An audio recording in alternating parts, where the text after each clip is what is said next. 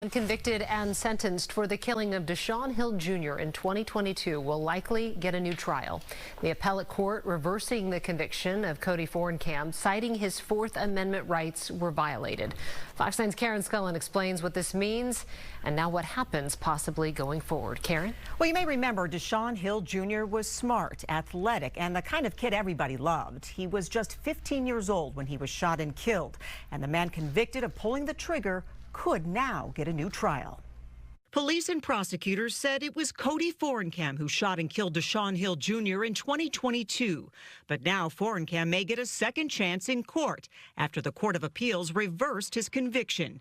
Unusual, a surprise, and a decision criminal defense attorney Marsh Hallberg says was not taken lightly by the courts. Even though courts are supposed to be unbiased and, neutral and objective and all those good things, they still know that they're talking about horrible stress this puts back on the victim's family and everybody else involved to send this back a second time. The issue revolves around Forencamp's interview with Minneapolis police. So where were you Wednesday then? He had been arrested on an unrelated crime in Carlton County, and a judge there had ordered his release. However, MPD investigators questioned him before he walked out. This is video of that interrogation. I went to the Wally for a backwood and a pack of Newports. When? And was it Wednesday? 11. Was it Wednesday? In a motion to suppress, the defense had argued that he was unconstitutionally detained for interrogation after that release order. The state called it an administrative delay, and the video was allowed in trial.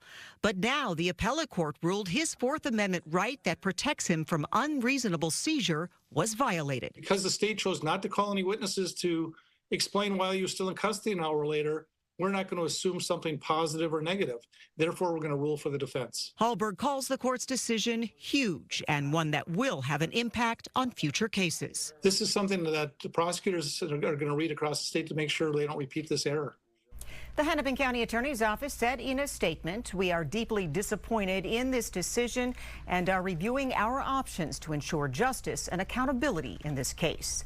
So it is not a done deal that they will retry the case, but it is likely. In the newsroom, Karen Scullin, Fox 9. All right. Thank you, Karen. Also